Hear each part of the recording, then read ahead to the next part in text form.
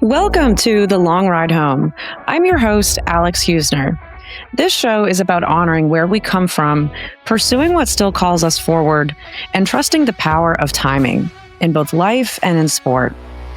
Through honest conversations with riders, trainers, and leaders in the American Saddlebred world, we'll explore the stories behind the horses and the people shaping the future of this industry. Come on this journey with me.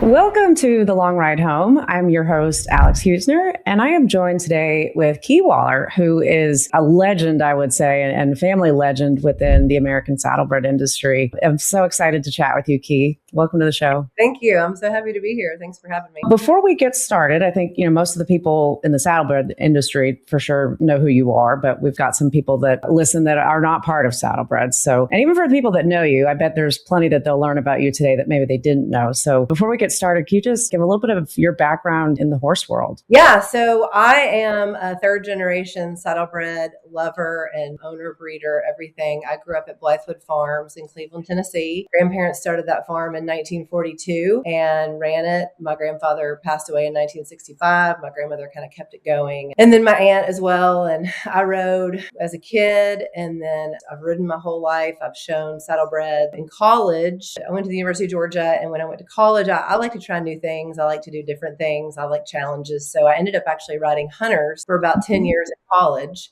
showed with a farm down there. And then when I graduated and got married, it was always my dream to come back to the farm and work and kind of be a part of it. So my husband and I moved back to Cleveland, and I did work at the farm for a couple of years. And just for a lot of different reasons, it kind of just wasn't the right thing for me at that time. So my dad was in real estate, which I think, we've talked about that a little bit. He had an opportunity for me that was my major actually in college. So I ended up getting into real estate and doing that more as a career. And then I took a break from riding for a little bit. And then I started doing reiners and did that for about 10 years. And then when my daughter got back into saddlebreds in 2020, it was really a lot of fun. And so just recently I've gotten right back in. That's the thing about this breed. And I think just riding in general, no matter what discipline it is, it's like, it's hard to leave it. And for me, coming back 26 years, I certainly understand, because it's like, there's probably not a day that's gone by that I haven't thought about it. And I think, when you're a kid and you grow up with it, it's ingrained in you. It's part of your DNA. And for your experience, growing up with Blythewood and being part of a farm that had a huge impact, on the breed and the industry, it's stamped in you. You can't get away from it. Yeah, it is very much stamped in me and my daughters. It's funny how that works. And for people who aren't familiar with saddlebreds, what would you say was the impact of Blythewood on the American saddlebred world? Well, it's one of the oldest breeding operations, continual breeding operations in the country, having started in 1942. And my grandfather, they bred a lot of horses. They had the number one breeding stallion in the late 50s, early 60s. His name was King Co. He was very well known back then. I think my grandfather was very well known for buying and selling horses. He even actually imported some horses to South Africa, which some of those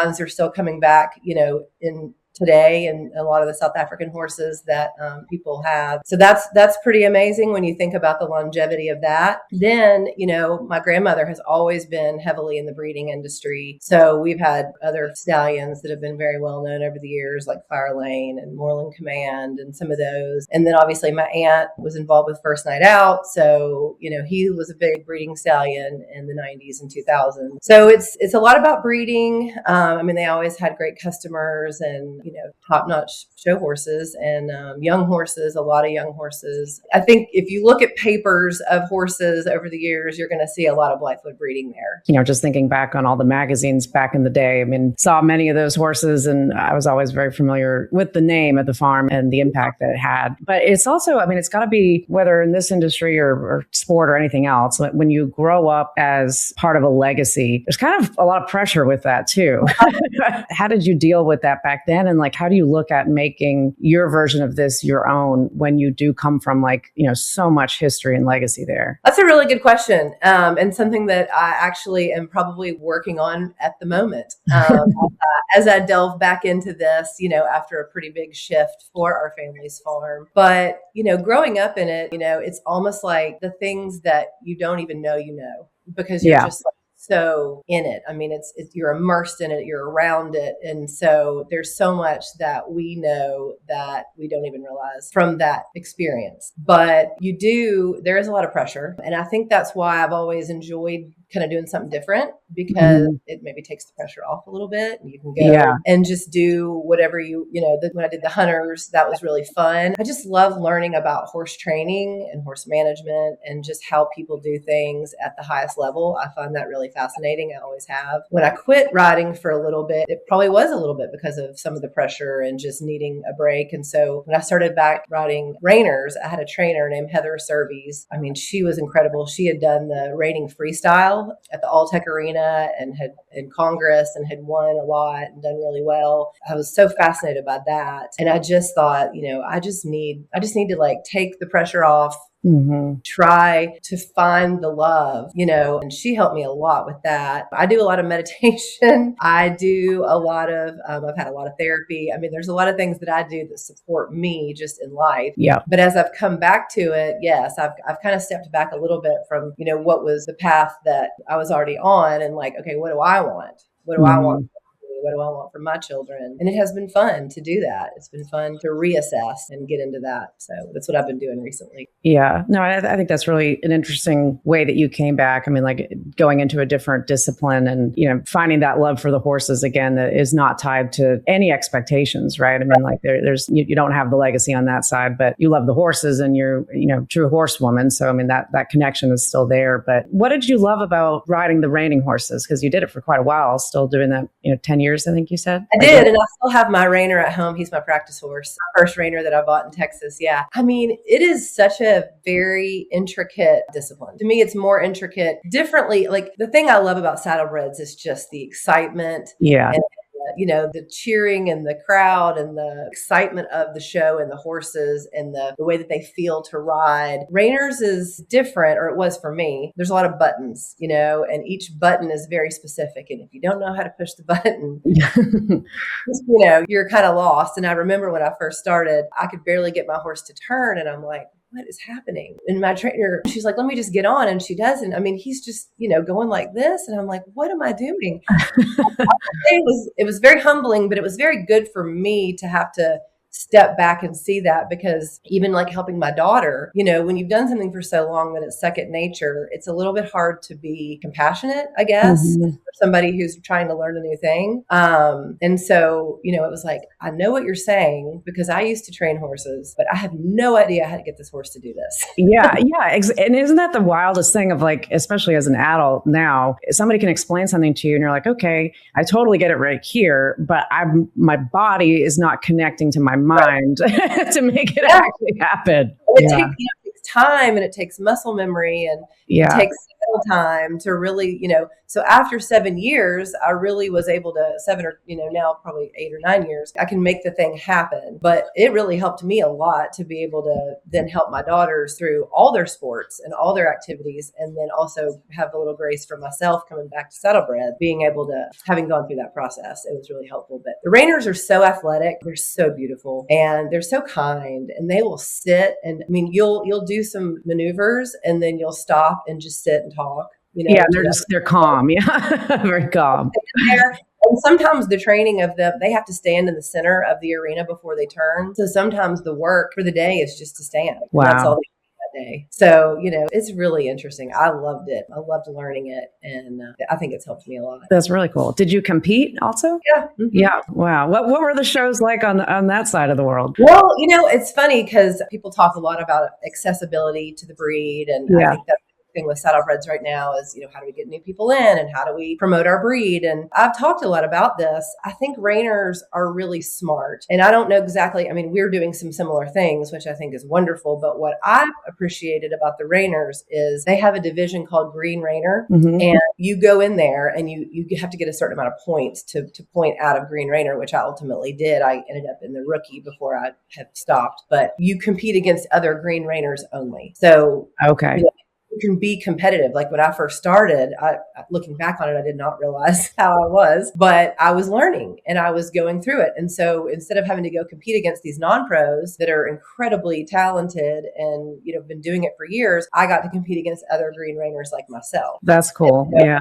go to a horse show in Ocala, or, or even like we went to Tryon and we went to Murfreesboro, and I could be second or third, and really good about that, even Yeah. though I was about 6 divisions below, maybe my ultimate goal, but you can work your way up. So Yeah. I think it gives accessibility to new people, which is really helpful. Yeah, that's interesting. And I mean, in Saddlebreds, some of the shows have the master's classes now, which I think that kind of speaks a little bit to it, that it's, if you're somebody in your 50s or 60s, you're not competing with a, 19-year-old that's like in tip top shape, which helps. But that is really cool though. Series, Saddlebreds are doing the select series, and yeah. The academy stuff has taken off so much, which I think is so wonderful. So we have some avenues for it, but it made me not want to quit because I'm competitive. Yeah. Yeah. Well, I was good at it. I wanted to feel like I was in it. Yeah, no, exactly. And I think from my perspective coming back, and I'm sure you've had this like aha moment at different times, either with the Reiners or with the Saddlebreds now. It's like, the big wins for me right now are what we just described earlier, when my trainer or somebody's been telling me I need to do something and I haven't been able to figure out how to do it, even though I can see what it looks like. I can't physically make my body do it. But when you get it, it feels so good. It's like, oh man, that's as good as getting a blue ribbon somewhere. Cause it's seeing the progress, and feeling that impact of like, okay, I've really thought about it and now I've really made my body think about it. And now we can move on to that next thing. And I think that, generally I don't remember how I thought about this stuff as a kid that well, but I do think, coming back to it now, that stuff really means a lot to me, and I think as a kid, it's like, you feel like kind of more pressure. I almost think that I don't feel pressure right now. I'm having shave and shown yet. But like, it's making the process enjoyable and like giving me the ability to feel it's okay, to not be perfect, but like to know, like, I'm not trying to be perfect around the ring, each direction, every gate. I'm just trying to focus on one thing. And I had Amanda O'Keefe, who actually she suggested that I have you on the show. And she said something similar, that when she goes into a ride, she has 3 things that she wants to focus on, or sometimes even just one thing. And then after the class, it's like, here's either the one thing or the 3 things that I did well. And it's like, it doesn't mean that I did everything well, but I at least got past this one thing we were working on. Yeah, I had that conversation with my daughters. Both my daughters are now showing. My younger daughter, True, she had back surgery at 14 from a volleyball injury. Oh, and wow. she is not as passionate about horses as probably Pearson and I are, but she's always been around it, again, multi-generational. So we were having this conversation. She showed her pony. She has a pony at Majestic Oak, and they have been phenomenal to help her. And we were having that conversation. I said, she was focusing on walking. And I said, the thing is when you get the one thing down that you were working on,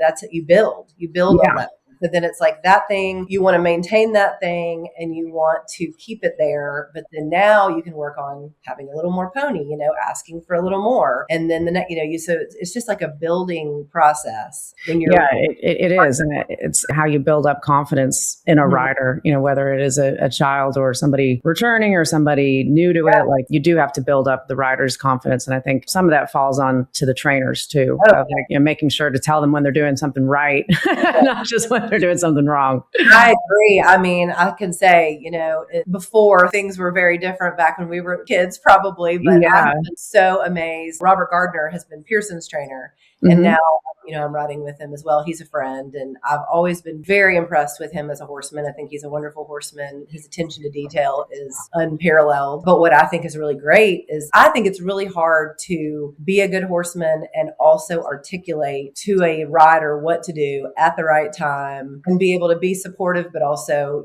have constructive criticism and all the different things that you need. And he was so great with that with Pearson. And I think consistency is really important. Like, if your horse is consistent, then you can build. Yep. If the horse is not consistent, then it's like you're kind of putting out fires all the time. Yeah, you're chasing a target that keeps moving, basically. If your trainer comes out with a very consistent product, which both he and Majestic Oaks do, I see my kids' growth being exponential, and that's really cool to see, I think. And then also same for me, coming back to it. I mean, I started riding Pearson's horse, and I was really nervous at first because it had been 11 years since I'd shown a saddlebred. Yeah. It had been 11 years really since I'd ridden a saddlebred very much, but wow. I'm so appreciative of the fact that the horse was the same every time I got on.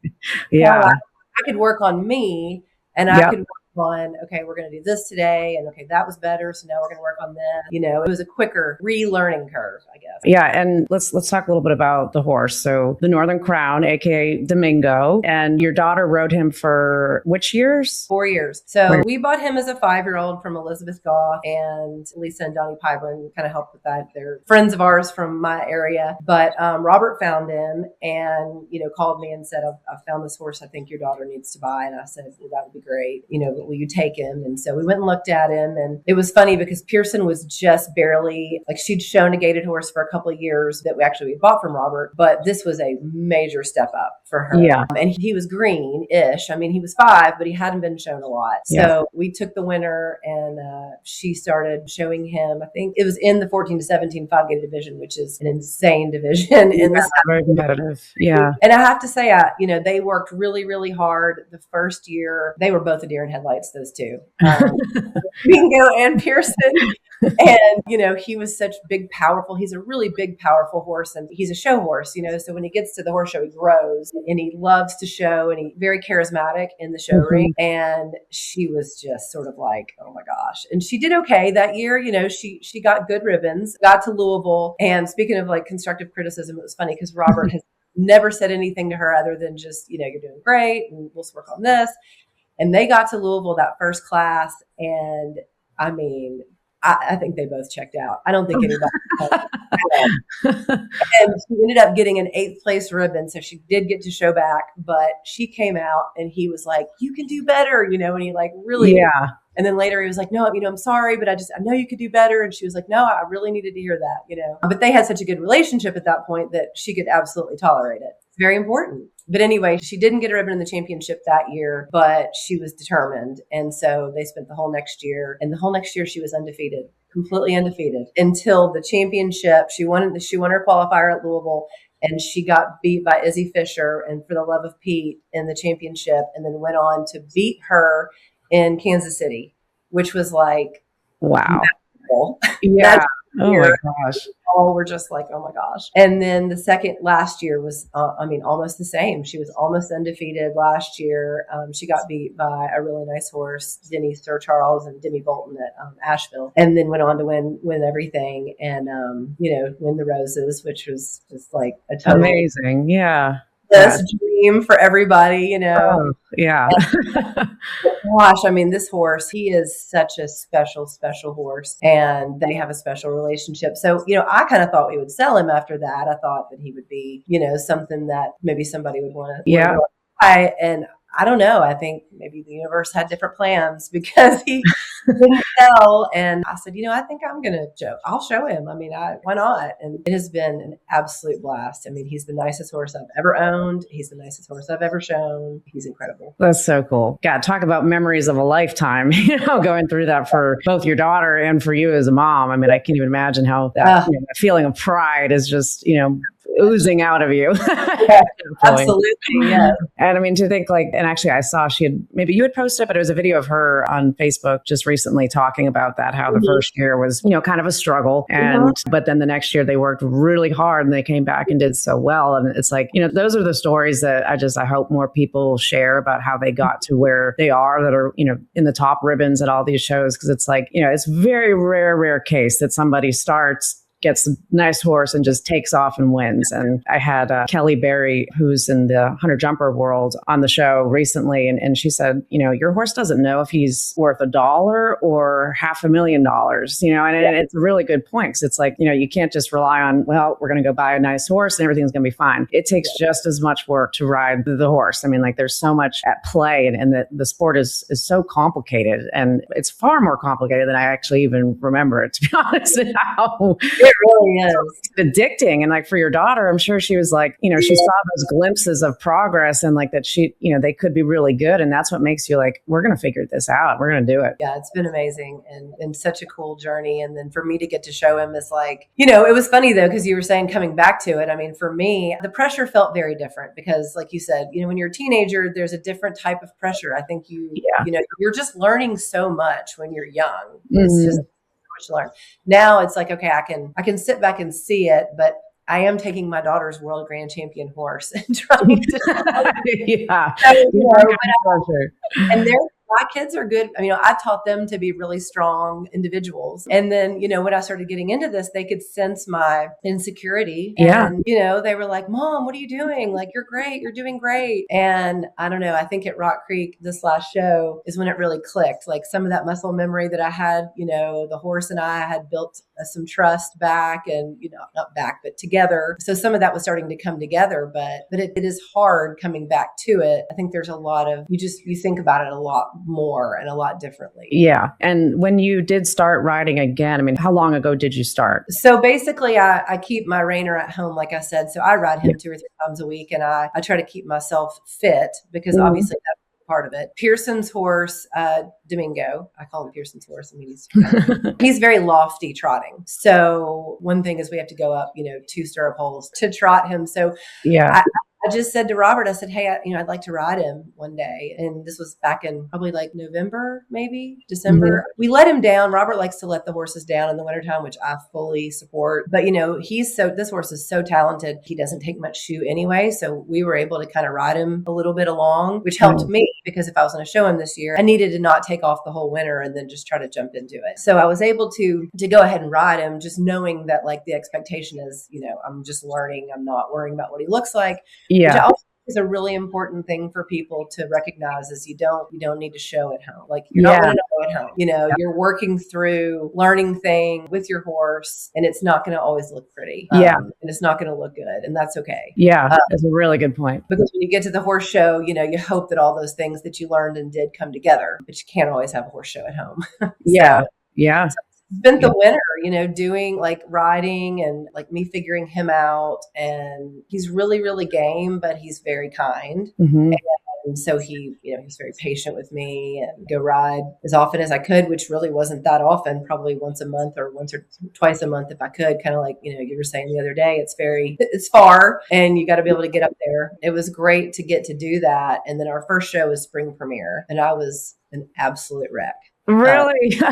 Oh my gosh. All my years of showing, I was a wreck. And did you think that you were going to be that way? Because that's one thing that I'm thinking about of like, in my mind, I'm like, I'm sure I'll be fine, but I don't know. Like, I really don't know until I start putting on my, my suit and everything, getting my hair done. I'm like, I'm trying to prepare myself mentally, but like, did you anticipate that you would be nervous or did it surprise you? I don't think I had any expectations of it because I had shown so much as a in my life. And then the Reiners is so different because you get on a Reiner like an hour before you show. Oh, wow.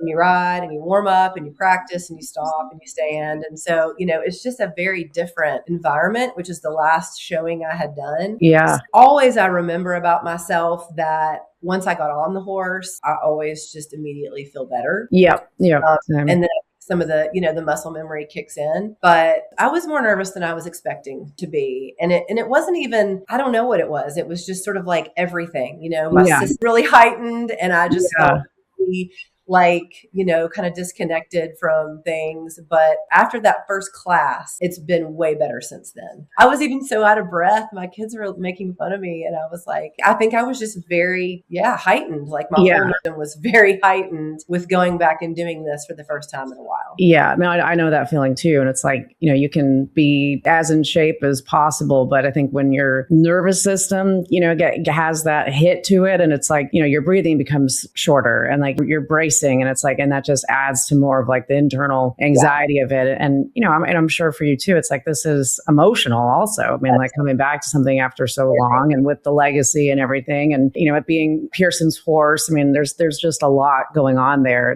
And I think about more, the one thing I know for sure is going to happen. I don't know how I'm going to be before the class, but I know once I finish the first class, I'm going to be bawling. I just know that in happy tears, but just of like, God, I can't believe it. Like it's just so long to get back to it. But I think that's what's really important. What I have, speaking of what you've learned in terms of coming back to it, I think there's a couple of things I've really tried to embody myself. I meditate, I do a lot of that stuff. But I think when you do something that's so high energy and the class is long, but it's very quick as well. And then, the horse show is long and your time to show is very quick. Yeah. So what I think about and what I've thought about a lot since I've been back doing this is it's important for me to be really present the whole time that I'm doing this experience, from like getting dressed to walking over to watching the horse warm up to Yeah. getting on to just like, I do a whole grounding thing. And I learned that in Reining because there was more time, but I try to carry that forward into my warm up because it helps me to stay really present and really enjoy, even though it's super intense. And that's what we all probably love about it is the showing and the excitement. But if you can't even enjoy, if you're so hyped that you can't enjoy it, then afterwards, it's like, wait a minute. Can you share a little bit more about like that process you actually go through of either the meditation and the grounding process? That's interesting. So, I meditate. I mean, I used to meditate every day. I don't as much anymore, but I do what's called a somatic meditation. And then I also do what's called somatic affirmations, which I find really, really amazing and helpful. But, you close your eyes and you just take some deep breaths, and then you visualize the thing, whatever it is. It can be something that brings you joy, something that, is anything really positive, exciting, whatever. So a lot of times, even when I'm preparing to ride, I'll kind of stop and breathe, and maybe in my hotel room, and I'll breathe, and then I'll close my eyes and I'll visualize, a really good pass or working on, but it going really well. And with your eyes closed, you just visualize those things. And then you open your eyes and you orient that into the present moment. So you kind of like anchor that in. And I feel that like brings it into your body and helps you. So when that moment's happening, your body experiencing it, you're like, okay, yeah, like this is the feeling. This is the thing I'm trying to recreate or experience. I mean, I'm a little woo-woo, but this is what I am.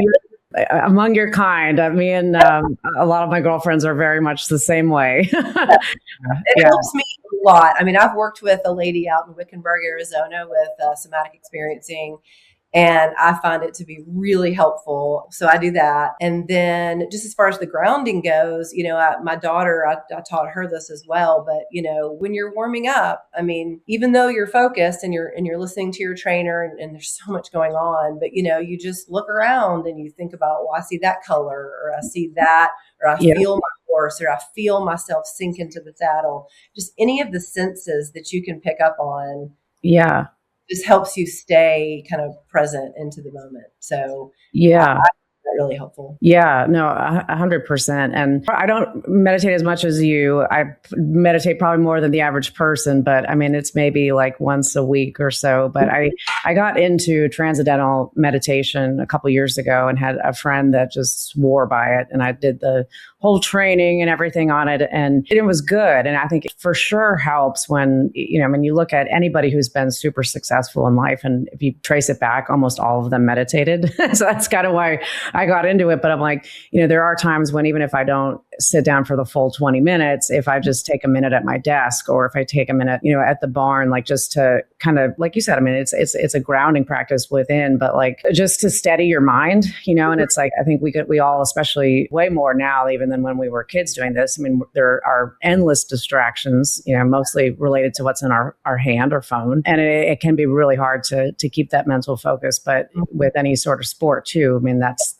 traces back to all the best athletes that they have some sort of a practice like this. And actually, I just read an article in one of the many magazines that Sandy Gallagher had written about what she does before a show. And coming back to this, I knew her name for sure, but I had no idea that she had anything to do with the book, The Secret, which that book literally changed my life back in 2014 or so. Was going through a lot of stuff with my mom had just had a brain aneurysm, and my grandmother, we were trying to move her into assisted living. And it was just, I was so overwhelmed. And I found that book. And when I look back on my professional career from that book forward, like really changed things for me as far as how I understood that your mindset controls your future. I mean, like you can literally map out the future and what you want. And a lot of that, what that book talks about is the visualization. And Sandy said in this article about same thing, what you said of like, visualizing a really strong pass, or like visualizing something that you want to have happen in that competition or in that ride. And I try and do that now just when I go up to practice. But she also had something interesting that I thought was a good tip in that too, of, in your caboodle or your hat box, have a picture of yourself doing something different, like with your family or with your friends, or another sport that you do, or something that you're proud of,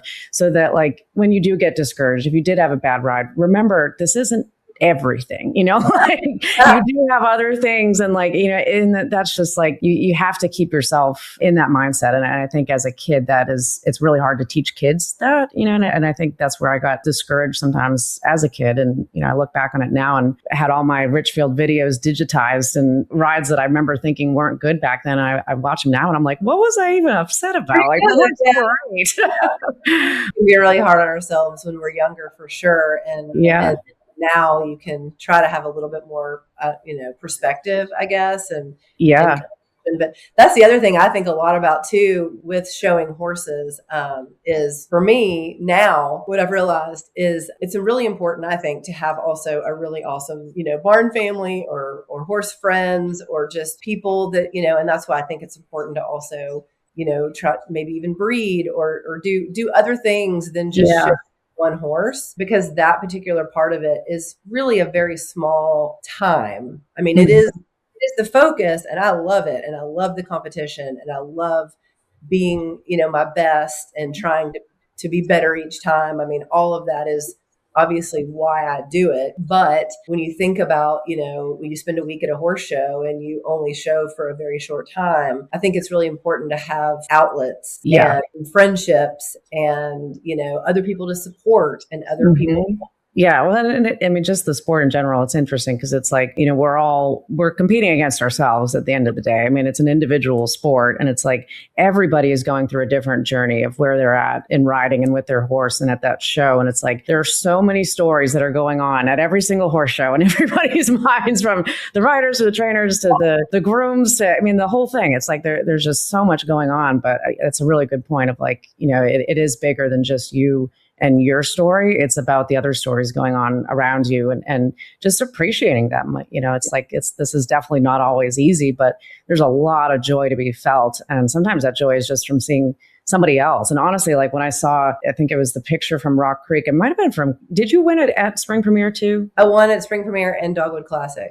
Okay, so there was a video I had seen before we got connected, and I remember you had in the post that you're after 11 years coming back, and I'm like, oh my gosh, I have to talk to her. But the smile on your face was just, ear to ear. It was such genuine joy and happiness. And I think that's like, now when I watch shows, or we were watching Shenandoah on TV a couple nights ago, and I saw this gal that won the amateur five-gaited class, and like she had that look that you did. And it was just like, you can tell she's worked so hard and like just so appreciative and like just grateful. And, that's beautiful to watch, even if it's not you experiencing it in the moment. Yeah, yes, absolutely. No, and you were talking about competing against yourself. I think it's so funny. My daughter, True, has been really interesting for me to work with because she's not as passionate about the horses as Pearson and I. She doesn't understand really what makes a nice horse, particularly. She's learning, like she asks me now, what is this or what is that? But it is not natural to her. So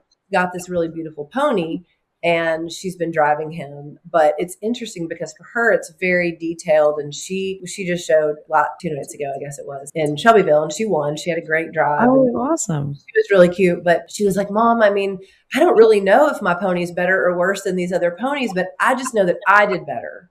And, I'm just really competing against myself because I want to be better. And I felt like this was better. And I thought that's really cool and a really great thought, because if you take all the other stuff out, that's another thing that I have implemented. Speaking of the grounding and staying present, I kind of started thinking about this with Reining, and I try to do it with Saddlebreds too. So in Reining, they announce your score. So before you even leave the ring, you get your score. But what I try to do is I try to think to myself, how do I feel like this went before I even hear my score or my tie, in a class? Do I feel like it went well? Do I feel like I did the things that I was trying to do? Did I enjoy it? Because it's almost like once you hear somebody else's perspective on it, whether that's a score or you're like, I guess I didn't do that well. Yeah. Like, wait a minute, maybe I didn't do well. Or maybe I'm like, well, I guess I did better than I thought. But it's like, that's somebody else's perspective. I want to really focus on my perspective of it before that happened.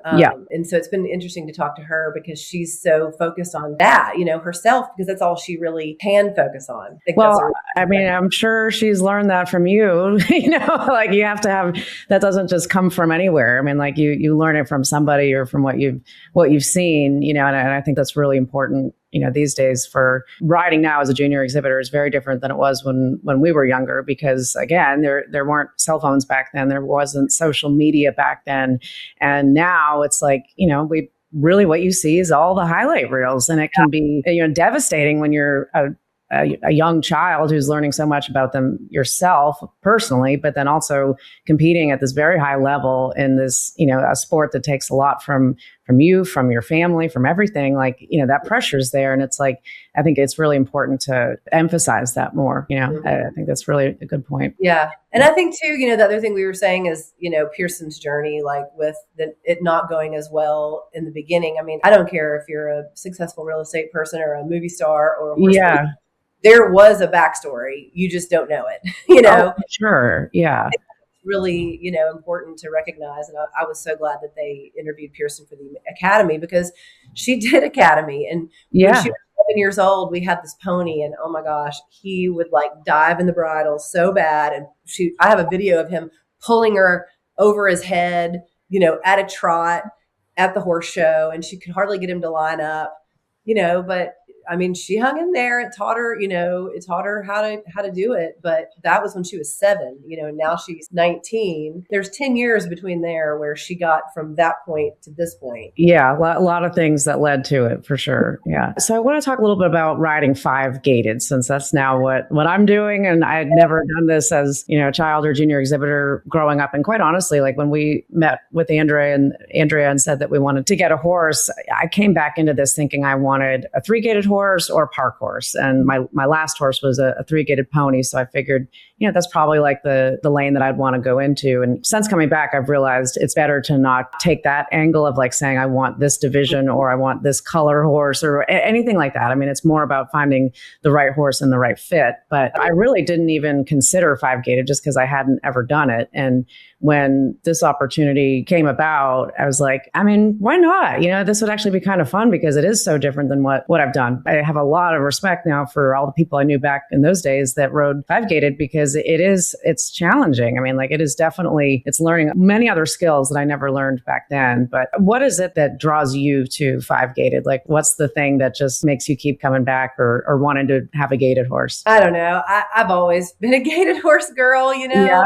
I think I like speed, which might have been also why I liked reining. But I feel like, and this is what happened at Rock Creek the last night, there's nothing like coming out of a turn and like cutting that turn and like shooting your horse down the straightaway. Yeah. And just having him racking so slick, and it's like, it's kind of a feeling that you can't describe. You kind of have to feel it. But I've always just been so enamored with a gaited horse. They're so powerful. They're so smart. Not all horses are going to be gaited horses, which I find interesting in the saddlebred industry, because people sort of assume a lot of things about saddlebreds. Yeah. But having grown up in, breeding horses, it takes a lot for a horse to become a gaited horse. I mean, they have to be game enough. They have to be, they have to have a certain way of moving that lends itself to that. And then they have to be trainable. And then they have to, it's like the process of they rack and then they have to go back to trotting. And then they have to be able to kind of put that all together. So much like the rider of the gaited horse itself, I feel like has a lot of steps. Yeah. That they have to learn to be able to put that together. And I've said this to people recently, just because a horse can rack does not mean he's going to be a 5-gaited show horse. Right, exactly. Yeah. And here's a question I have, especially since you come from the breeding background. But when a horse comes into a training program, do most breeders or trainers, do they always try to see if they can be 5-gaited first? Or is there ever a decision without even trying that this is going to be just a 3-gaited horse? I mean, I think it totally depends on, first of all, it kind of depends on conformation and gameness. Some horses just very happy to do, 3 gaits, and because it does take a pretty gritty horse to hang in there and do all the things. Mm-hmm. That's fine. That's not good or bad. I don't think. I think it's just there's a spot for a lot of different horses. You can also sort of see, like Pearson.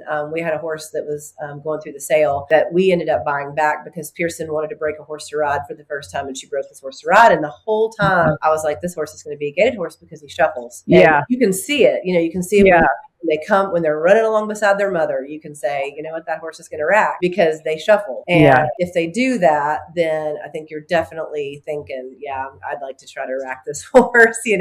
Some horses don't. The way that they move does not lend itself to racking. And so probably if you see that, you think, I'm probably not going to do that. Another thing they do a lot of times is they just rack them to get them broke because it is harder. So you rack them a little while and then you think, okay, well, this horse may not rack, but now we've handled them more and they've gotten tired every day. And so now we'll go back and, go back to 3 gates or whatever. So I think people will try it, sure, for several different reasons, but those are kind of the reasons why I would say it makes sense. Yeah. And I think especially in what you mentioned about the babies, like it comes down to their breeding too. I mean, like if they come from Chapstick and your horse are both Northern Kiss babies. So it's in their DNA to slow gate and rack. But yeah, and it is so fun. It is such a fun gate that when I look back, I'm like, I can't believe that I never even really thought to try it really, as a kid. I guess we didn't really have a whole lot of 5-gated horses at Cricket Hill when I rode back in the day, but it is definitely when it feels right, it feels great. And that moment that you described in the show ring, it's like, that's my visualization.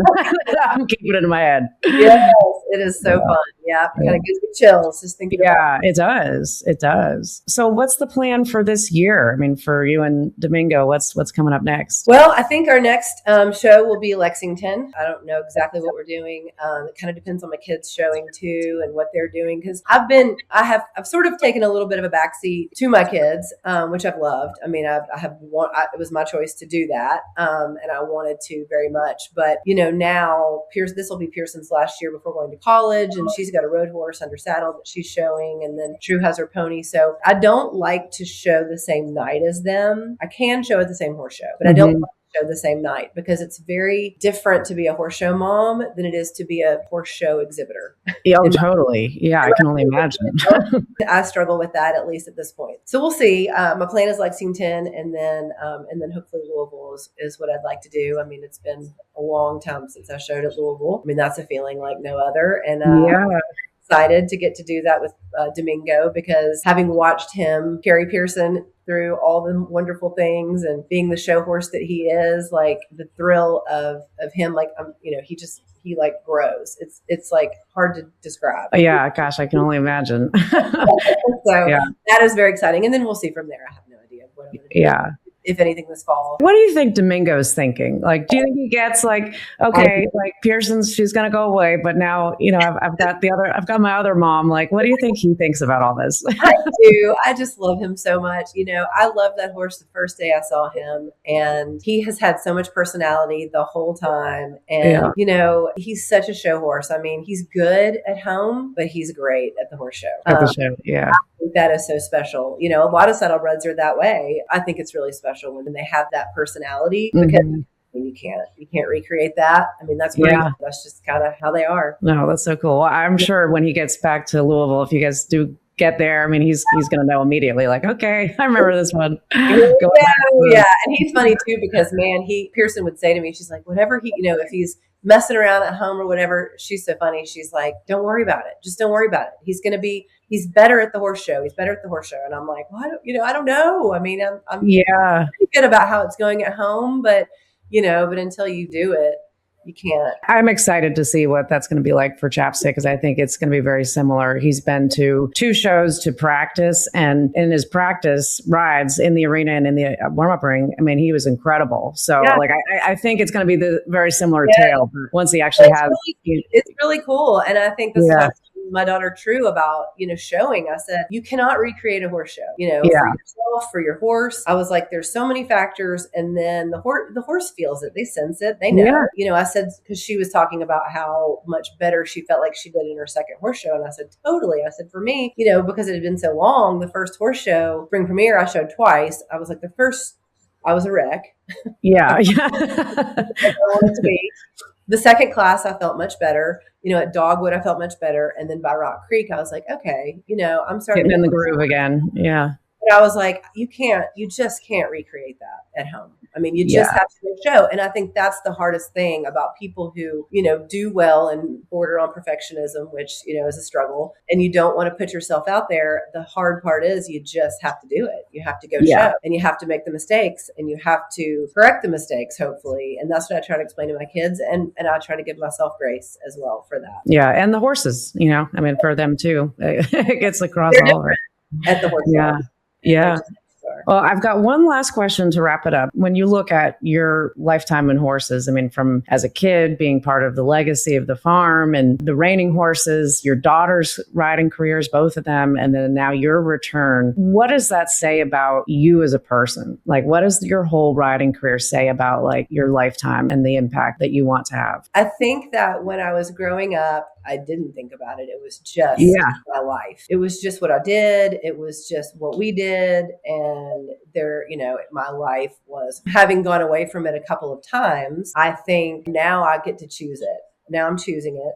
I'm choosing the path that I want to be on. I'm choosing to surround myself with people who I would say lift me up, who support me, who have similar goals, who are incredibly successful in their own way, which I feel honored and grateful to be around, like, all the people at Majestic Oaks, as well as like Robert Gardner and all of the people and Hannah and people there. I love being around those people who put so much into it and work so hard in the saddlebred industry that my family's been a part of for so long. And then also at the sale, I bought a stallion, and his name was Look Again. I wasn't necessarily planning to do that, but I had in the back of my mind that, my family's been in the breeding business forever, and I haven't really had a chance to do that myself. I've bred a horse or two here and there, but not like I really wanted to. I just sort of had a number. I was like, okay, if he goes for more than this, then I'm going to let him go because he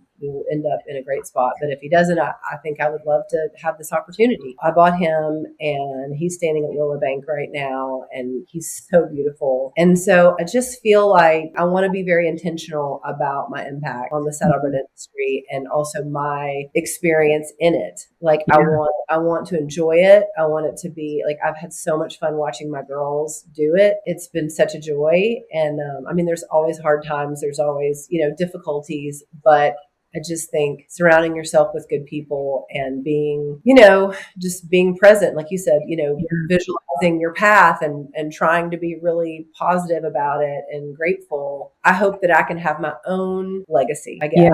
Yeah. My children can have their own legacy, which parts of it are brought from my family and what they taught me and what I've learned, but also I can sprinkle in mine. Yeah, because this is a new era for you, really.